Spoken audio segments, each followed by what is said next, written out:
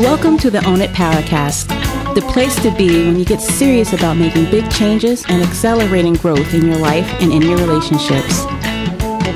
Finally create the life you've always wanted, living life on your own terms. Learn how to take your fear and turn it into powerful choices that will create sustained change. Now your host, Mary Baker. Hey everyone, welcome back to the Own It Powercast, a place where you can come to get what you need to move yourself forward.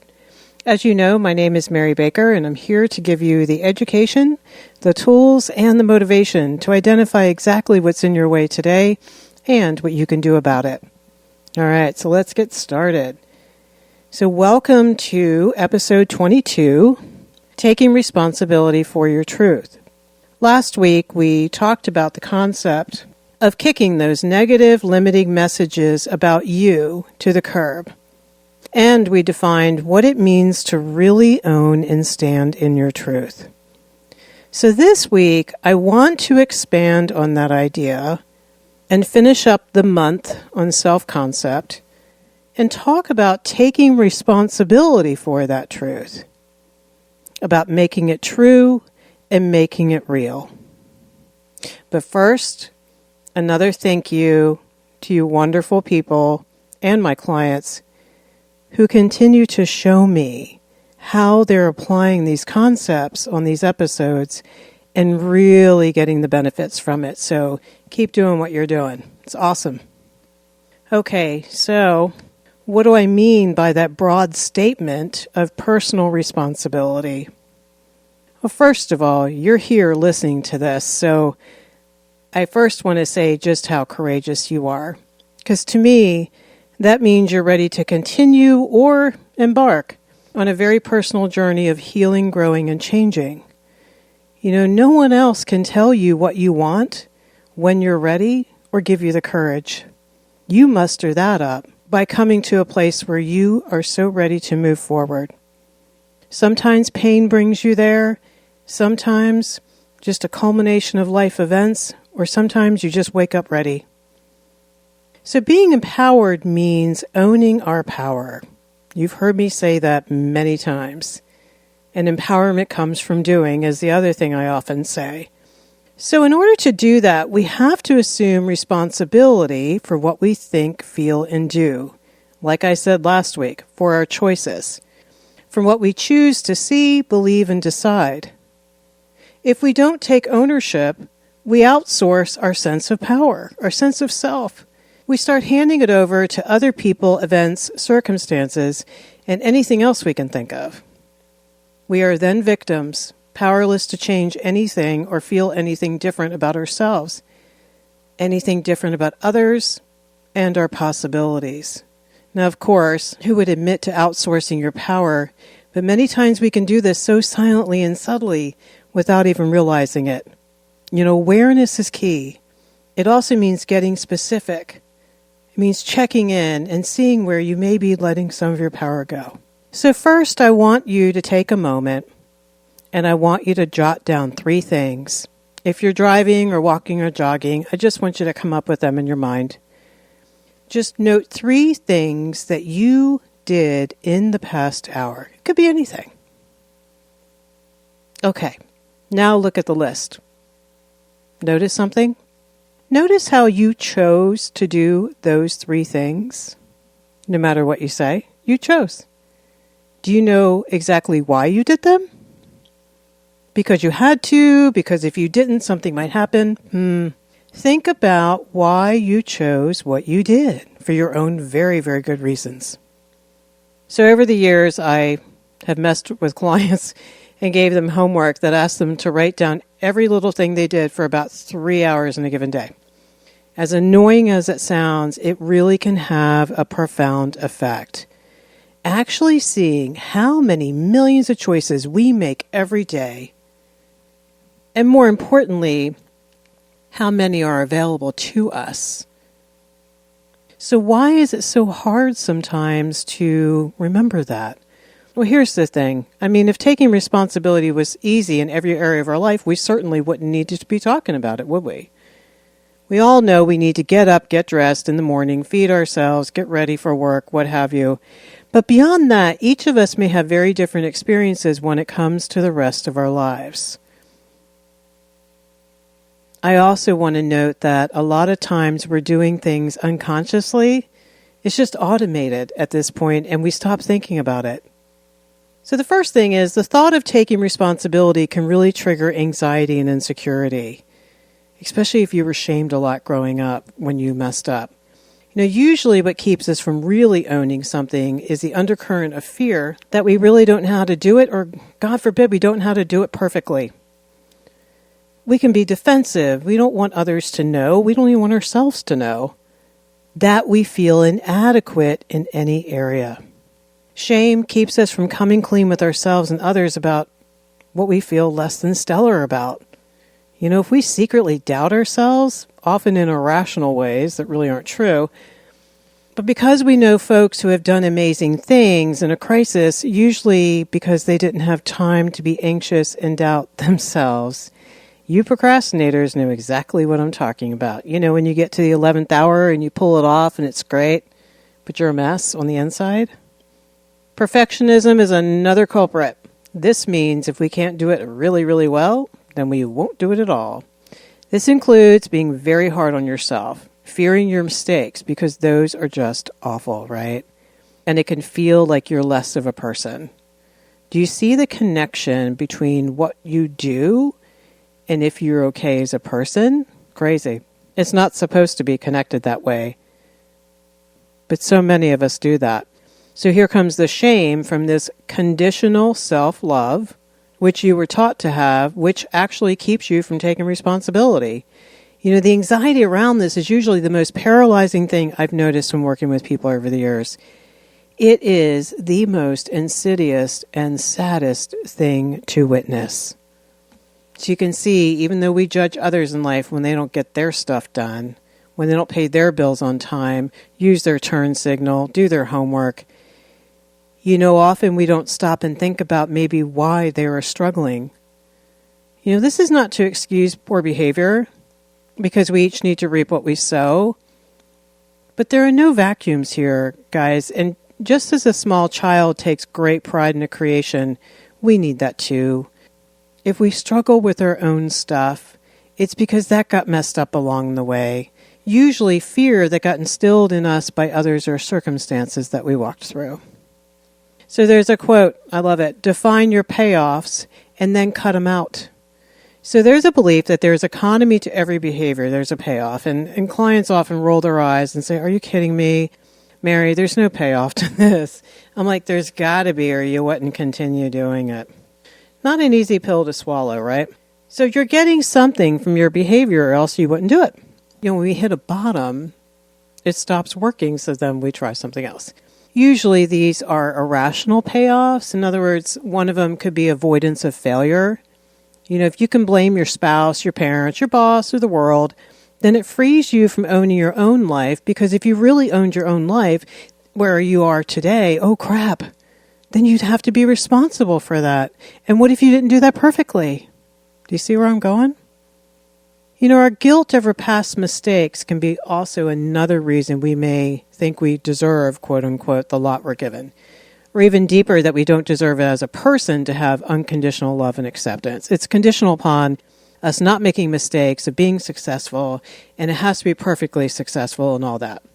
So therefore, that can keep us from thinking that we deserve to set boundaries, that we deserve to make changes and go after what we want. So as you can see, there are some very valid reasons we might struggle to take responsibility. It's the grown-up form of I didn't do it, he did, when we were kids and blamed our sibling for the broken lamp. So it's really crucial for you to be loving and understanding of yourself as you're listening to this, okay? Take a deep breath, honor it, own it, and figure out when you're ready to change. So here are some ways we can tell if we're really not taking responsibility and really not feeling empowered. These aren't all the ways. These are just some to get you thinking. So the first one is you find yourself angry, resentful, or easily irritated much of the day, or more days than you would like. Especially, here you go, when things don't go as planned or others are upset with you or don't accept you. Because all that not good enough gets kicked up. And you can't control outcomes. Things aren't going the way you planned. The second one is you avoid telling others what you're planning, what you want to try, do, or hope for, or God, even worse, when you screwed up, right? When you dropped the ball or lost your nerve to take a risk. You withhold that vulnerable information. It keeps you from having to own it and to own the awful feelings that you're connecting with it, like, I'm an F up, I'm not good at this, I'm not enough.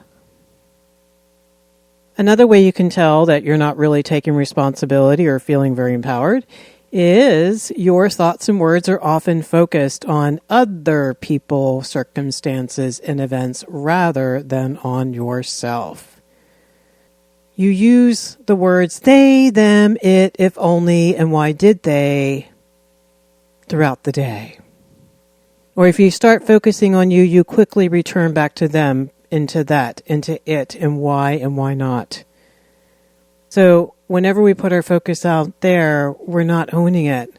Owning it would be, I'm having a hard time accepting what they just did, or why they won't, or why the reality is the reality. Do you see the ownership? The ownership is shifting back to self when you say it like that. Here's the thing, that's the real truth anyway. Number 4, you often have a handy excuse for why you couldn't follow through, complete a task, or take a risk. Or maybe you have 3 or 4 of them at the ready to use. Sorry, sounding snarky. But it was traffic, and it was other people holding you up, and it was this, that, and the third. The opposite of that is, yeah, there was traffic, but I probably could have left a little early, or I didn't plan very well. I didn't set aside time to be prepared. Just owning it. Not to beat yourself up, but just to own what's the real truth. And number 5, it always feels like you're so busy putting out one fire after another. So much stress, so little time. It's always something. Awareness is really key here for us to discern whether we're tuned into ourselves or not. Getting specific and not being vague is very important and very helpful. Example of keeping it vague would be, well, I just didn't have time. As opposed to getting specific, I didn't set aside enough time to do that. Or I wasn't realistic about maybe how much time or money I would need to do that thing. So getting really specific also means we have to name it and own it.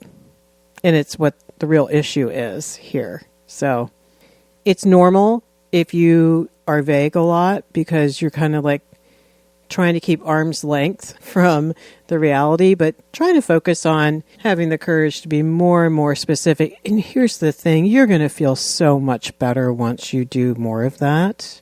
You will. At first, you'll feel pretty anxious and freaked out, but then the more that you do it, the more grounded you're going to feel because that's your truth. This is what we're talking about here. We're talking about owning our damn truth. And if that's the truth, and it's okay because you can change that. Awareness is the big thing. And then owning it.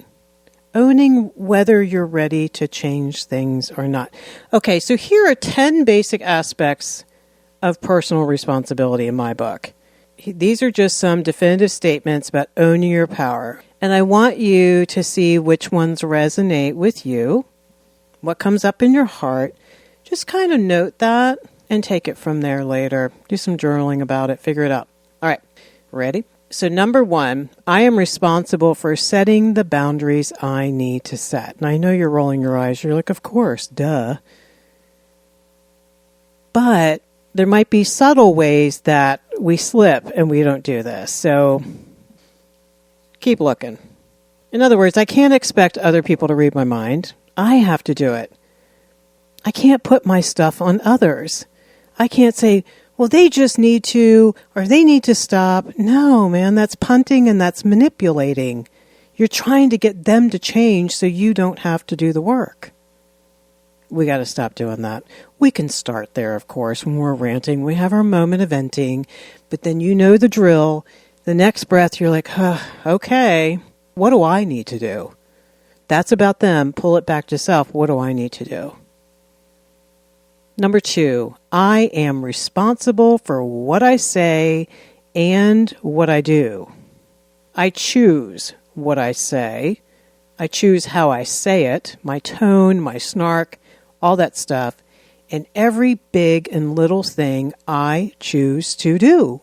Like I was talking about that example a few moments ago, where I have clients write down every little stinking thing they did. They got dressed. They ate breakfast. They got in the car. They chose to drive to work.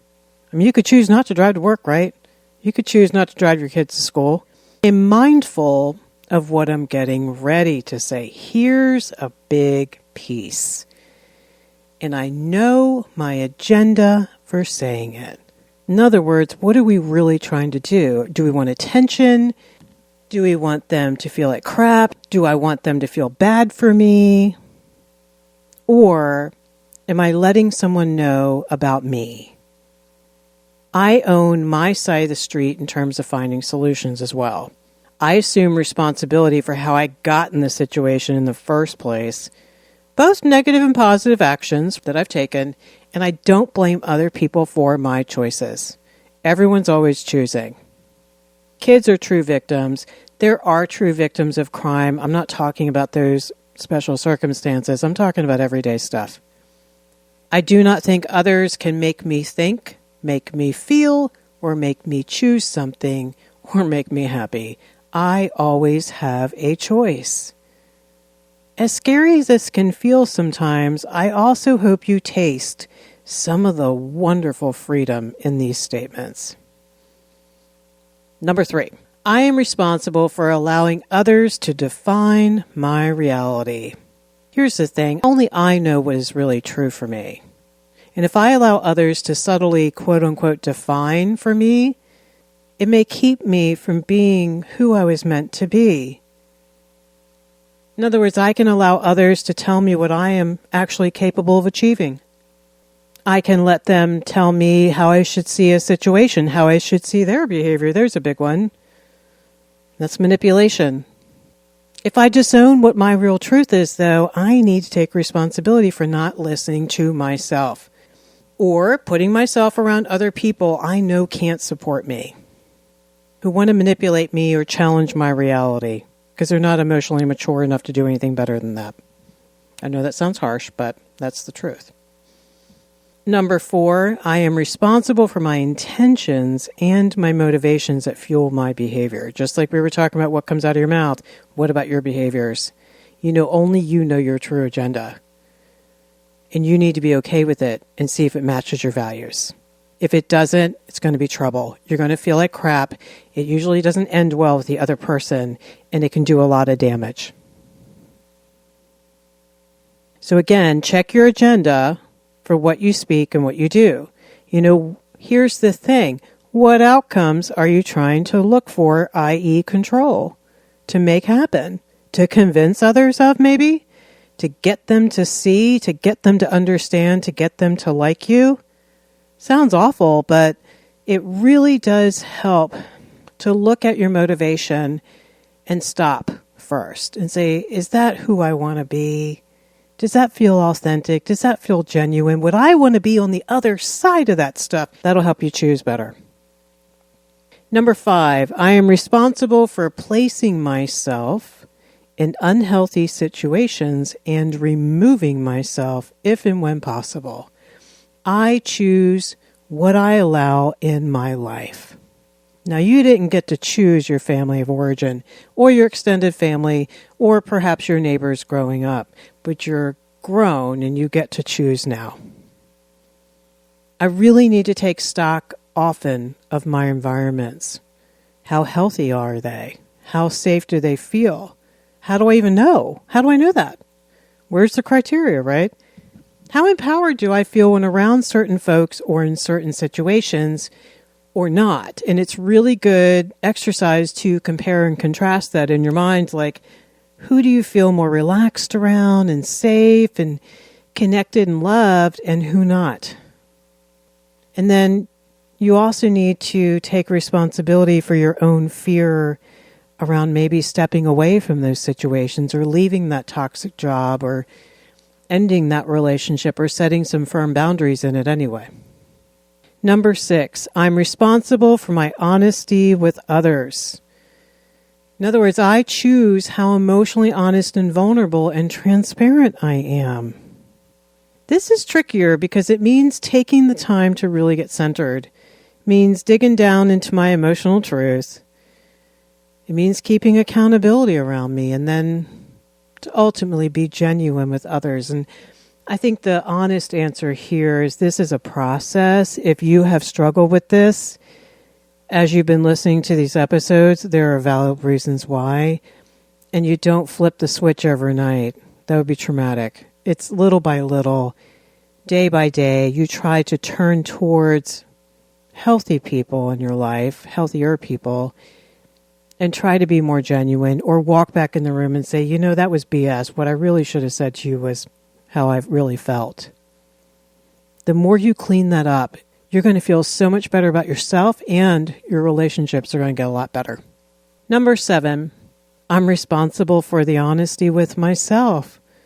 I think, actually, that probably should have been number 6 before 7 because I really think that we can't be really honest with other people until we have the courage and enough self-love and self-acceptance to then become more gut-level honest with ourselves about the stuff that isn't so pretty. You know, the extent of my self-honesty determines how much my life will honor what I really want and who I am as well. You know, this is even trickier because we may actually be afraid to really own what we truly feel, what we really think about ourselves, and what we know we need. Here's the thing, especially if it means possible abandonment or us abandoning unhealthy people. Once we start making changes, we may feel a tremendous amount of anxiety and guilt if historically we were taught not to listen to our own truth and if we were taught that we were responsible for other people's sadness and on and on and on. Number 8, I'm responsible for how much I assert myself, taking healthy risks in my relationships. I can't expect other people to read my mind or meet my needs preemptively or enable me. And if you're a woman, particularly so because all the fairy tales had a man on a white horse to come save you. So here's the action step. To honor what I want and need and to begin asserting that in my life, it's going to mean I have to speak my boundaries. It means I have to ask for what I need. It means making changes in my work and my personal environments to suit what I really need. That may also mean I can no longer play the blame game and the if-only monopoly. It means I have choices even when I don't want them. There's to being a grown-up, right? It also means owning the pain on the other side when I let go of the unhealthy, knowing that living on purpose is truly living. Number 9, I am responsible for having the courage to let go. To let go of outcomes, of what I can't have, of what I've done, of others I've loved yet had to set free or walk away from. To let go of hard lessons, to let go of my past. To let go of what I've been unable to do up to this point in my life because I wasn't ready.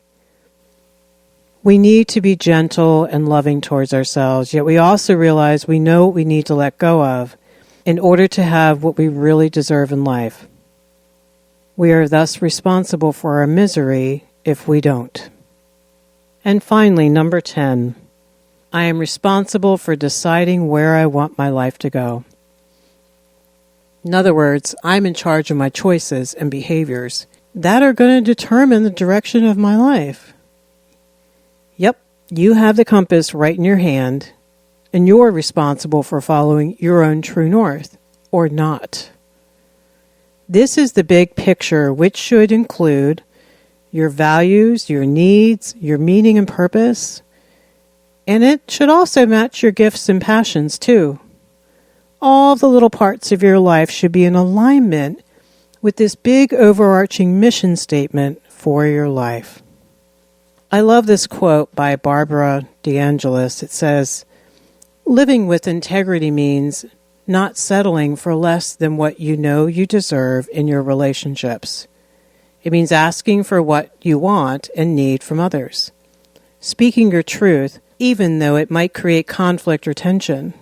Behaving in ways that are in harmony with your personal values. Making choices based on what you believe and not what others believe.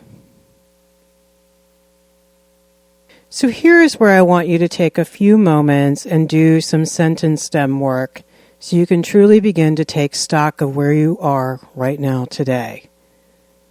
Overall, there's going to be 10 stems that line up with the 10 intentions that I just described. I'm going to do a few of them here. The rest of them will be in the download for the episode. So after I read each sentence stem, I want you to write 2 to 4 quick endings without thinking about it. Just write what immediately comes to you. And if you're walking or you're driving or you're jogging, just see what comes up in your heart. The endings can be whatever. They can be positive, negative, or neutral. Here's an example. Being responsible to me means, and a couple endings that would come up would be that I would feel better about myself, and that I can't blame others. It means it's scary. Okay, so if you can, grab some pen and paper, or if you can't, then simply say the endings out loud or in your mind. You ready? Number 1. If I took more responsibility for setting healthy boundaries in my life today, I would. If I took more responsibility for setting healthy boundaries in my life today, I would.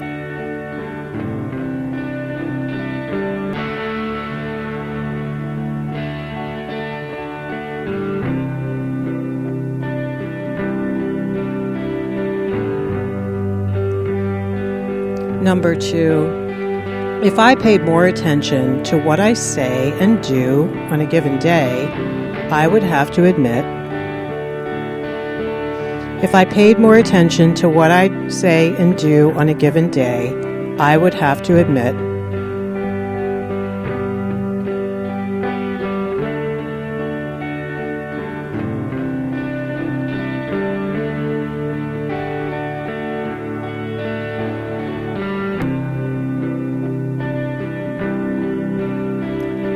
Number 3, some ways I've allowed others to define my reality. Some ways I have allowed others to define my reality.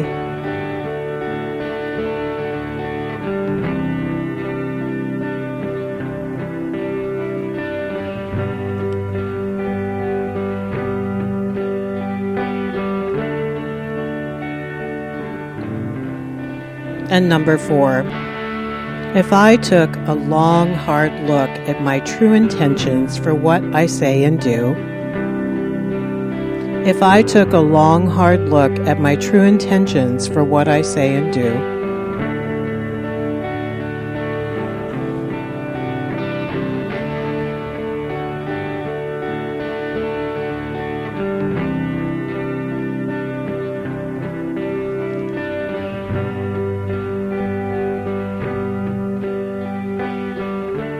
okay, now take a moment and look over your answers or think about your answers without judgment.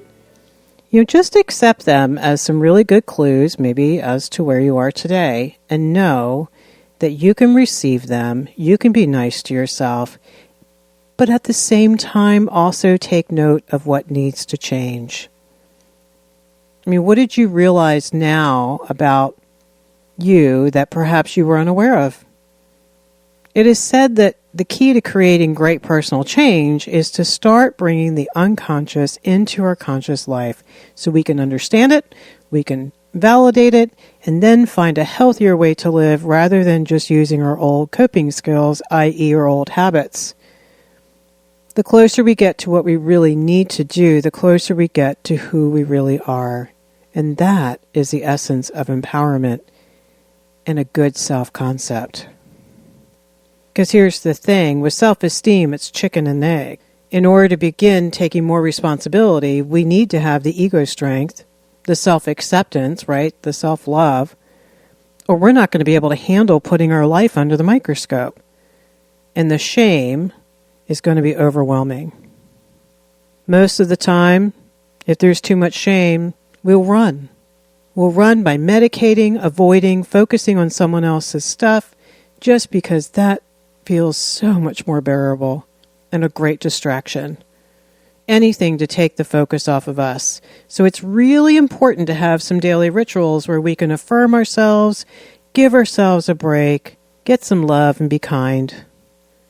We also need healthy support from others who can be kind, yet also hold us accountable for what we say we want to own. It's really important to not do this with those who may have a stake in what we do because they can't be objective. And be proud of yourself, too. It takes courage to really look at yourself. Just the fact that you're here listening to this really says a lot about who you are and what you value, and that you can do this. Being proactive here is key when we're talking about taking responsibility, because we can fend off so many crises by doing so. Because if we're proactive, we're less likely to be reactive and feel like victims to what is happening in our life. Nathaniel Branden, who I've quoted often, said he believed that a lot of what gives us healthy self-esteem is by taking responsibility. And he called it living consciously. Now let's understand what he means by that. He says to live unconsciously or semi-consciously, we just go through life not really paying attention to what we think, say, or do. Like I was saying earlier, it's autopilot. And of course, while doing so, we're terribly tuned into others, right? And to circumstances and all the crap that is happening to us.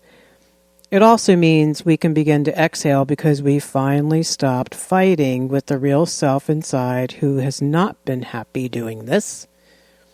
Because often, what we've allowed in our life usually goes against who we really are, what we're really capable of, and what we really need. As we start growing, and I see this in clients all the time, frustration is going to come up. We often get really frustrated with our life, and this is why. We are outgrowing what we have settled for in the past. It's time to take some risks and let in what we really deserve. Being proactive also is about setting your intentions for the next situation, moment, the next day, the next week, the next month, etc. The quote comes to mind, "Your past easily becomes your future because what you fear you create." Now flip that coin and realize another important statement, which is all the conscious choices you make today can positively impact your tomorrows. It doesn't mean you're controlling outcomes of tomorrows, but it does mean that at least you're doing the footwork to help make that more possible. In other words, it's only taking the ownership of all the big and little things you're choosing today because they create your future. Not to mention just how good you're going to feel when you start doing this. Think back to the last time you finally paid something off, cleaned out that closet, confronted a tough issue, or took charge of something. That's because it's by doing the disciplined footwork, the hard stuff, that we reap rewards without instant satisfaction. Many of us need that where we think we need the instant gratification so we can be okay. But today we know we no longer need that kind of fix. Being true to our integrity is the new way we begin to feel okay. And what I mean by that is you can feel good about doing the footwork that needs to be done to get to that goal that you said you wanted, like saving money, like paying something off, like working on that relationship. Because just by knowing you're taking good care of yourself, you're being congruent, and it helps you feel more grounded. The big thing, too, you're going to trust yourself a lot more because of it. You're going to feel more confident, less victimized. You're going to feel like you're taking charge of your choices because you are. A lot of people say, yeah, I want to do that, and that's what I'm aspiring to, but they don't take the footwork into account. Like, okay, what's it going to take for me to get there? What's the reality? What are all the steps? What's all the proactive things I'm going to need to take responsibility for? It also means letting go of what you can't control and taking responsibility for whatever grief process you might need to go through to get to that acceptance. So self-responsibility is really good for your health. And here are a few notes I want you to think about so you can start identifying areas you might want to take more ownership. And it's not abnormal to take really great ownership in one area, maybe not the rest, and that's okay. It just means that there are some areas you struggle with more than others. Your relational health is one of them, like what you say to others. So you want to look at, is your agenda solution focused with healthy detachment? Or are you in their business and have an outcome in mind? Think about how you connect, how you talk to people, your tone. Is it positive, encouraging, or stressed out and judgmental? Are there double meanings? Is there passive-aggressive behavior? I mean, all that great stuff. It's good to look at that. Taking responsibility, staying on your side, your relationships will get a lot better. Your time management. You want to look at that. Like, are you focused and on time? Or are you running around like a chicken and you're stressed out, never feeling like you can catch up? Where's your time management? Or, as some folks call it, self-management. Where's your reality? Where's your planning with that? Your physical health. Do you take good care of your health, or are you worn out of shape, and struggling with self-care and or medical issues? Where would you really like to take better ownership? Keep the adjectives kind but firm. Better ownership. Did you hear how I said it that way? I didn't say, finally get off your ass and do something. You don't want to shame yourself. Say, I want to do it better. Keep it relative. That way I think it takes a lot of the perfect and horrible out of it. Your emotional health. Have you been feeling grounded and serene most days? Are you working through big emotional issues, or have you been putting them off? Do you feel like an emotional roller coaster most weeks? Are there things you might need to figure out? What about your emotional maturity? The way you respond to situations, or do you react? Can you handle disappointment? I mean, those are just some examples. And finally, your financial health. Where are you with that? Are you in decent shape? Do you have a plan? Do you have self-discipline? Do you have a budget? Or is your situation stressing you out every day? So these are just some areas where you can look at, and I'm sure you might have others, where you might want to start taking responsibility. I encourage you, pick the one that's on fire the most, causing the most drama, or just, logically needs to be addressed first. And don't worry, once you get one into a better space, you're going to want the others to be in alignment as well. It'll happen organically. So I want to finish up this episode on personal responsibility and the month of self-concept by talking about a few affirmations. And I'd like you to either write them down or put them in your heart, or if you're walking or you're driving, please later replay this episode and jot some of them down. And then I want you to read them several times a day for the next month, especially as we start working on assertiveness next month. This way, your subconscious mind is hearing some good, healthy truths. Because remember, you're going to live out what you think and what you believe about yourself. So the first one is, it's good to take care of what belongs to me and take charge of my life. It's good to take care of what belongs to me and take charge of my life. I know that by taking ownership, I will feel so much better. I know that by taking ownership, I will feel so much better. I am learning that I always have choices. I am learning that I always have choices. And finally, I allow others to take responsibility for themselves. I allow others to take responsibility for themselves. All right, so today we talked about how crucial taking responsibility is for your self-esteem. And we talked about what happens when you give your power away by abdicating that responsibility because you're afraid and because you don't know what else to do.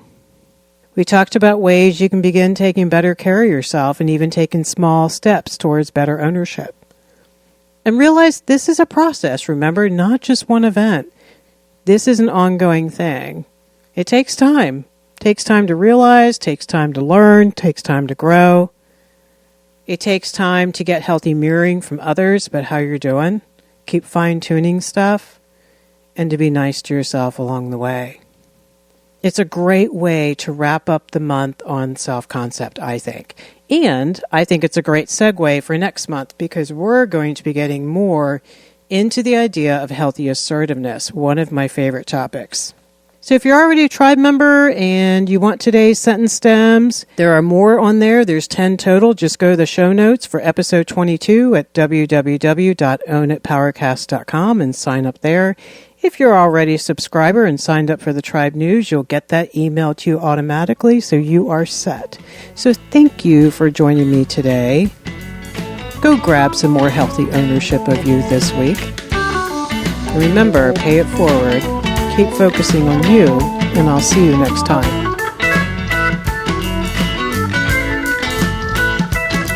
We hope you took away some useful insights and tools you could begin using right away. If you did, please leave a positive review and share on your social media. Because could you imagine if everyone in your life really got it together? Remember, own it now, so you can really own it later.